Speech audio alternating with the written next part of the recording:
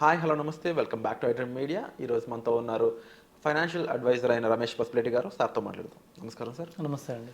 Sir, ముఖ్యంగా ఒక question ఏంటి అంటే, ఎవరైనా సరే ట్రెడిషనల్ అసెట్స్లో ఇన్వెస్ట్ చేయడానికి ఎక్కువ ఇష్టపడుతూ ఉంటారు. చిన్నప్పటి నుంచి ఎమోషనల్గా కనెక్ట్ అయిన అసెట్స్ కాబట్టి గోల్డ్, హోమ్, ఇలాంటివి రియల్ ఎస్టేట్ అంటే ల్యాండ్లో పెట్టడం కానీ. అయితే గోల్డ్లో పెట్టడం ఎంతవరకు కరెక్ట్ అంటారు, ఇంట్లో పెట్టడం ఎంతవరకు కరెక్ట్ అంటారు? వీటి మధ్య కాంపిటీషన్ వస్తే ఏది చూస్ చేసుకోవడం బెటర్ అంటారు? డెఫినెట్గా కంపల్సరీగా రెండు ఉండాలి. సో అందరికీ ఇప్పుడు సపోజ్ హౌస్ వైఫ్స్ చూద్దాం. సో హౌస్ వైఫ్స్ కానీ లేడీస్ కానీ, సో వర్కింగ్ ఉమెన్ కానీ ఎవరికైనా కానీ సెంటిమెంట్ ఉండేది ఏంటంటే ఒక హౌస్ ఉండాలి, కంపల్సరీ ఓన్ హౌస్ ఉండాలి. రెండోది ఏంటంటే గోల్డ్ కూడా ఉండాలి. సో ఈ రెండు యాక్చువల్గా మగవాళ్ళ కన్నా లేడీస్కి సెంటిమెంట్ ఎక్కువ ఉంటుంది. సో రెండు అందుకనే వాళ్ళకి ఈ రెండు సేమ్ ఇంపార్టెన్స్ ఉంటుంది. సో వాళ్ళకి ఇల్లు ఉండాలి, గోల్డ్ ఉండాలి. సో ఈ రెండిట్లో ఏది ముఖ్యం అంటే కంపల్సరీగా ఉన్న ఇన్వెస్ట్మెంట్లో డైవర్సిఫై చేసుకోవాలి. అలానే మొత్తం హౌస్లో పెట్టడం కరెక్ట్ కాదు, మొత్తం గోల్డ్లో పెట్టడం కరెక్ట్ కాదు. కొంతమంది ఏం చేస్తారంటే ఒక హౌస్ ఉందనుకోండి, సో ఇంకొకటి అమౌంట్ వస్తే ఇంకొక హౌస్ కొందామని చూస్తారు, లేదంటే ఇంకొక ఫ్లాట్ కొందామని అందులో ఇన్వెస్ట్ చేద్దామని చూస్తారు. ఆల్రెడీ హౌస్ ఉంటే గోల్డ్లో ఇన్వెస్ట్ చేయడం బెటర్.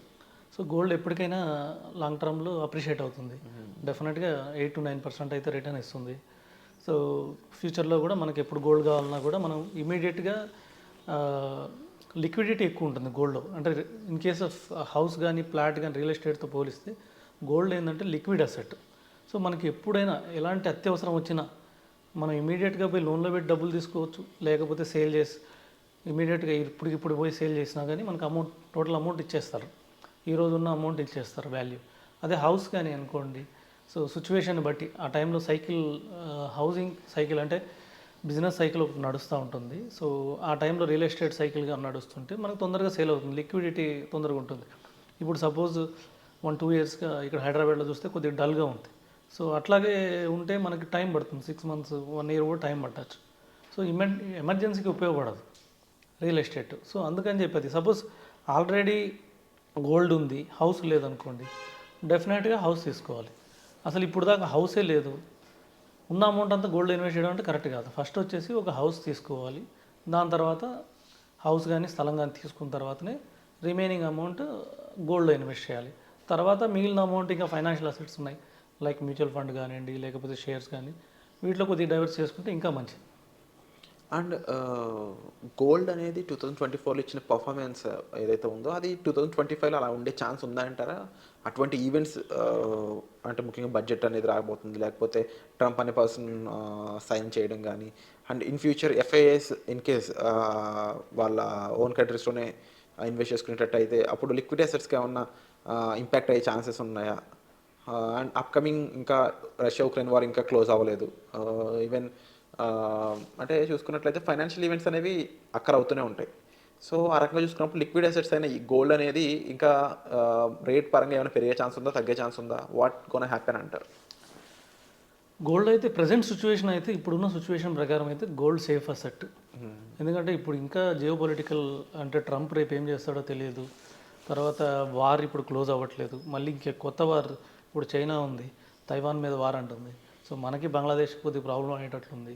సో ఇలాంటి ప్రాబ్లమ్స్ ఉన్నాయి. ఇంకా వరల్డ్లో కూడా ఇప్పుడు ఇరాక్, ఇరాన్, సో లేకపోతే రేపు హమాస్, సో ఇజ్రాయెల్ ఇప్పుడు సైలెంట్గా ఉన్నాయి. మళ్ళీ నైట్ ఒక మళ్ళీ ఏమైనా మిసైల్ షూట్ చేసాయనుకోండి, మళ్ళీ స్టార్ట్ అయిపోతుంది టెన్షన్, పొలిటికల్ టెన్షన్.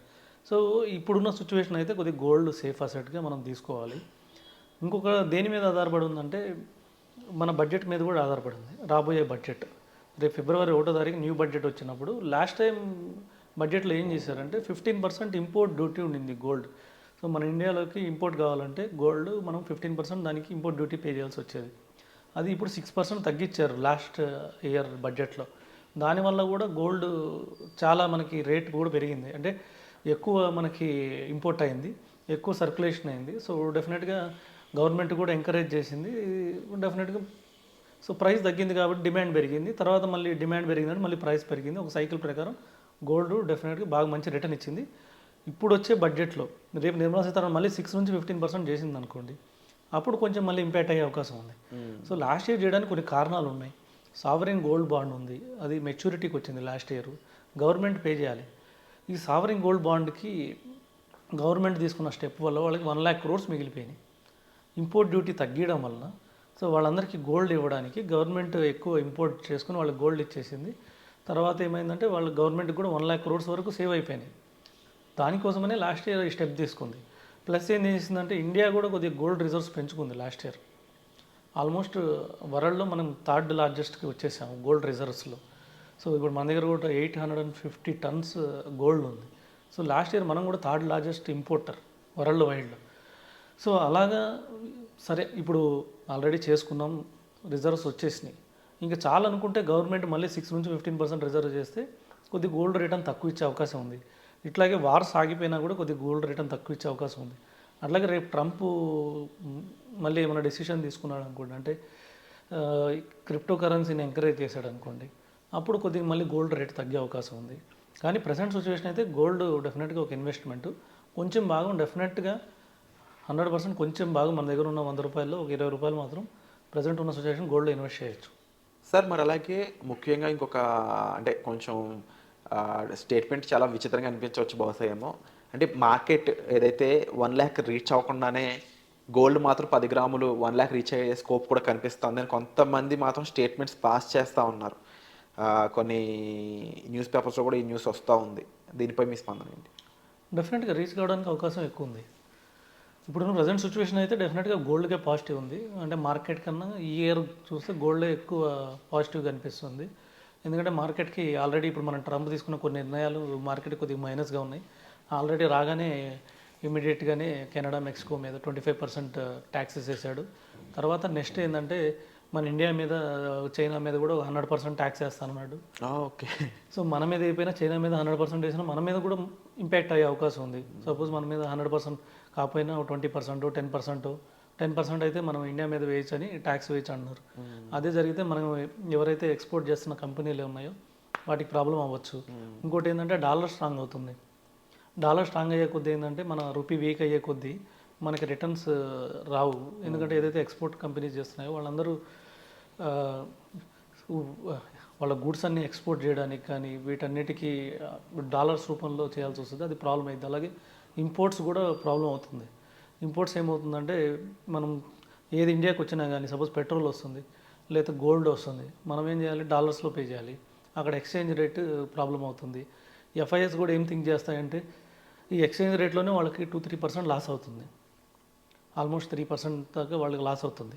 అంటే 83లో వాళ్ళు సేల్ చేయాలి. అదే అంటే రూపీ కొనుక్కోవాలంటే వాళ్ళు ఒక డాలర్ ఇచ్చేసి 80-83 రూపీస్ వస్తాయి వాళ్ళకి. రేపు మళ్ళీ వాళ్ళు డాలర్ కొనుక్కోవాలంటే 87 రూపీస్ పెట్టి కొనుక్కోవాలి. అంటే అప్రాక్సిమేట్లీ 3-4% డిఫరెన్స్ ఉంటుంది.